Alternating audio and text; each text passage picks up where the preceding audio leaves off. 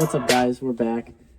So, different video going on for today. I'm going to do a price breakdown of everything I've spent to swap this 944 turbo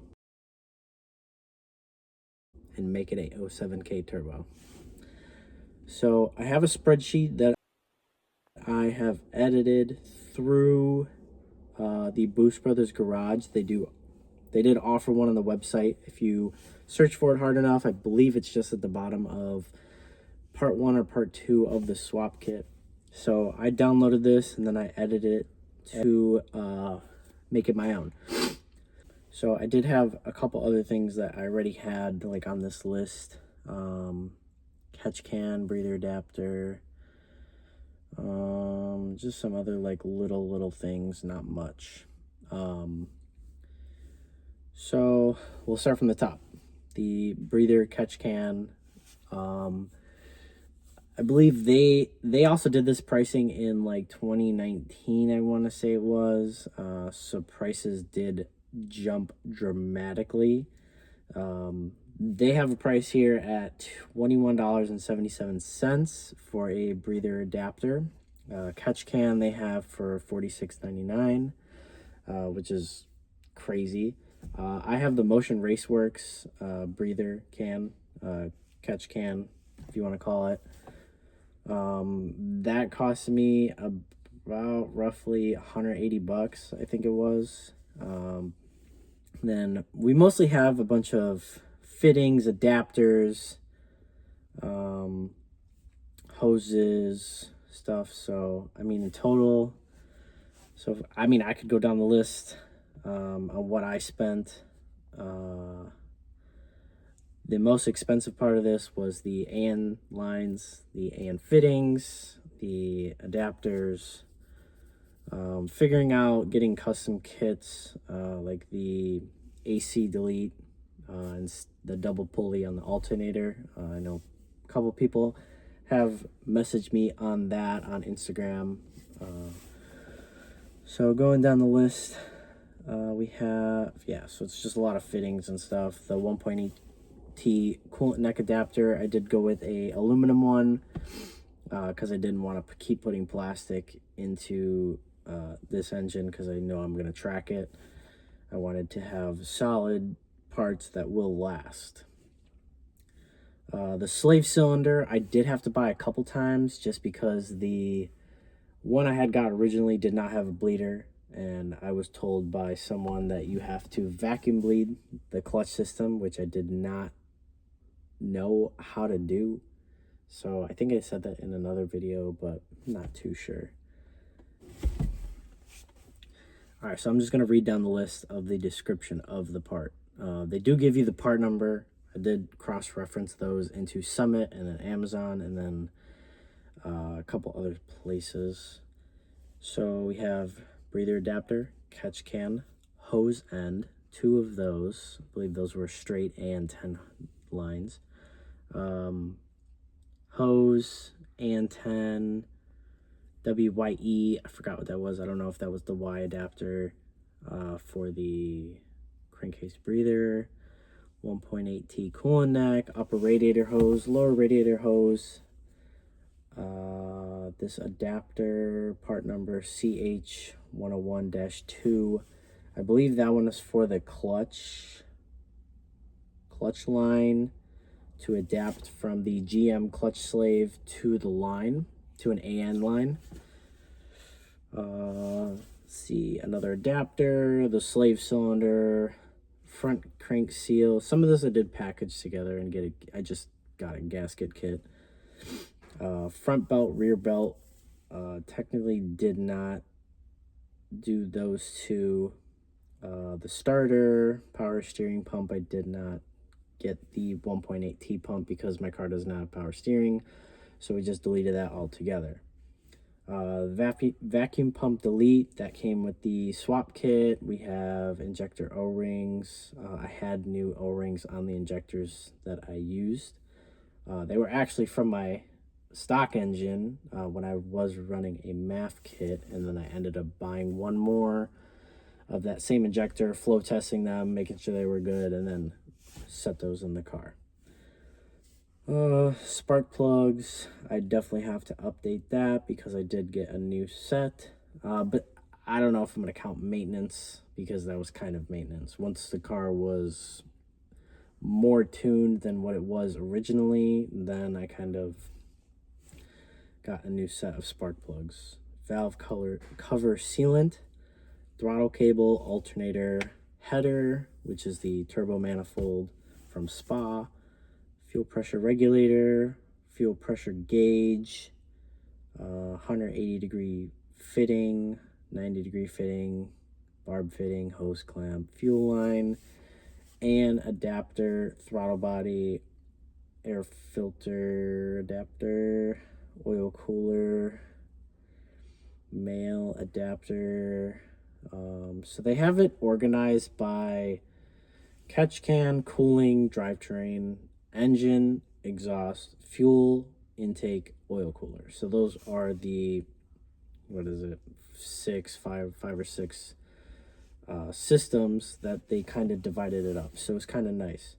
But if you do look at this, maybe I'll post a screenshot in the video. I'll try to. My editing skills are not that good. Of what I spent versus what they spent back in 2019. So their total of just those parts, more parts than what they put in this list. So I extended it. So I did buy a lot of parts from S&P. I believe it's just S&P Performance. They're a big Volkswagen seller. They make a lot of billet parts and aftermarket parts for either 1.8Ts, 2.5s, 2.0s, mostly found in like Golfs, GTIs, Golf Rs. So I bought their billet thermostat housing, exhaust studs, secondary air plugs, which that was not mentioned in any of the Boost Brothers Garage videos. I'm not sure if I'm remembering correctly. I did watch them over and over again a bunch of times. Timing chain kit and water pump. So I bought a kit on eBay that had a gasket kit, chain kit, tensioners, and water pump. The Garrett G25-660 I did get off eBay. Luckily, I was able to find a steal of a lifetime where I found the turbo for $1,100 brand new with a different exhaust housing on it. So I already had bought a aftermarket housing that mocks up to the Spa manifold, which is the T3 adapter. So I just swapped that over. The tile F38 wastegate, oil pressure sensor, belt roller, fuel rail that I got from Nuke Performance, T3 to V-band adapter. That was to get the turbo. I did have to get an adapter because the turbo hot side did have a V-band on it. So I went from T3 to V-band, got like a custom fitting online. Luckily was able to find one to bolt that up. The Mac boost controller, the AC delete kit from Eurowise, oil feed line from Amazon, 90-degree fitting for oil cooler, about 4 of those. It was just an endless list of buying fittings. We have the 980cc Bosch injectors. I did buy one, so I only put the price of one because I already had those, but I can multiply that times 5. So we have AN10 line holders. Those are just from Evil Energy. They're just like the little blue things under the hood that basically hold the lines together. Coolant hoses, Amazon. Charge pipes, Amazon. I got just a generic kit, and I had my fabricator weld them up the way that he saw fit. So they work for me. I mean, I haven't had to take them off yet, so we'll see when I have to take them off. AN6 line, AN6 adapter to turbo coolant, I believe that I abbreviated that for. the blow-off valve mount to mount it to the actual charge pipe, just like a mini V-band. I had to put a new radiator because my radiator popped, and then a temp sensor. So in total, give or take, I spent about $6,111.83, which honestly is not bad. That does not include the engine, so I have some more stuff.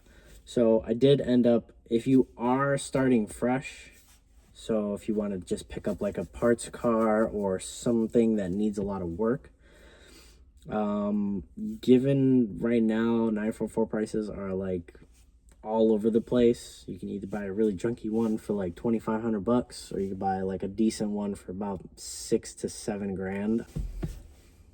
Not sure if they are still at those prices, but I paid another Facebook Marketplace find for the swap kit, the ECU that I did pick up from David when I was picking up the car, and another 07K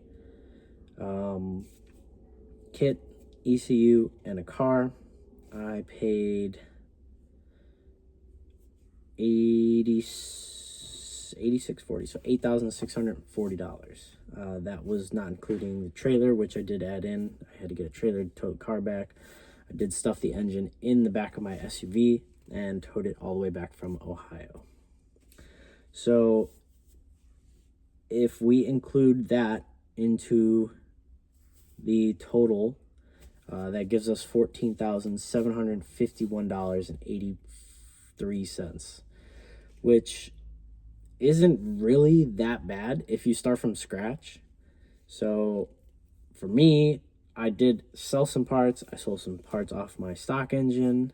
And then I did end up selling that other car that I picked up because I didn't necessarily know what to do with it. I was honestly looking into another car at the same time, but that one was like, the guy was basically giving it to me in the deal. So he gave me the 5-cylinder, the swap kit unused, and the car, which was running. So it's always that, you know, I should have kept it feeling, but, you know, it worked out for the best. The most expensive part of this was the fab work. So I guess it really depends on who does it, what they charge. I had a guy who builds exhausts for drag cars build my exhaust. So basically turbo, downpipe, and then he went back to about halfway in the car, and then he V-banded it to my stock 4-inch Lindsay Racing exhaust, which I said that I was going to do in another video. So that was $2,200. That was a big ouch. So there are some stuff that I still want to do. Possibly I still have to figure out. I have bought some little fittings that I have not put in here because there were some complications. So, but yeah, I did sell some other parts, so that did kind of bring my cost down for the swap. So I sold the power steering pump relocation kit that came with the swap kit. So that got back $225. And then I did sell some stock 944 parts. I don't exactly remember what I sold, but it was more along the lines of my MAF kit and the dual port wastegate, the turbo exhaust manifold, crossover pipe, stuff like that, stock intercooler. So I made $4,630 off selling some of those parts, which was nice because that was roughly about the same amount that I spent like throughout the years. So, and then I sold the black 944, which maybe I had mentioned in another video. So after all of that, my total for this swap costed me $5,846.83. So that's a breakdown of it. If you want a copy of my spreadsheet, I'd be happy to send it to you. Obviously, some of the stuff at the bottom for it will not pertain to whoever's looking at it because those are my numbers. I have helped out a couple people already with some of the parts. Now, I am not the master at these swaps. I have reached out to a lot of other people to ask questions, which I'm so thankful for. That they were so cool and just giving me advice, and I was asking like, hey, I'm having this issue, like, did you have this issue, like, what do you think I should do? Before I did reach out, I did try everything. I Googled. Obviously this is not something you can Google. 944 swap with a 5-cylinder. So, but yeah, that pretty much concludes the video. And then I have done a lot of other stuff off camera. Haven't really had time to record. I've kind of just been like tinkering here and there after work. So, but yeah, it's pretty much done. I have the dash set up. Got that 3D printed, if you haven't already seen on Instagram. And then today, actually, my tuner sent me the revision 11 on the tune. So I did take it for a drive. It absolutely rips. It hits somewhere between 14 and 17 psi, which I may be a little high, but I'm not too sure. I'm just waiting for him to get back to me. I sent him the driving log, so yeah, I'll have to wait for him to get back to me and see what he thinks. So if everything looks good, I mean, I'm pretty much done. Then I can just button up the rest of the stuff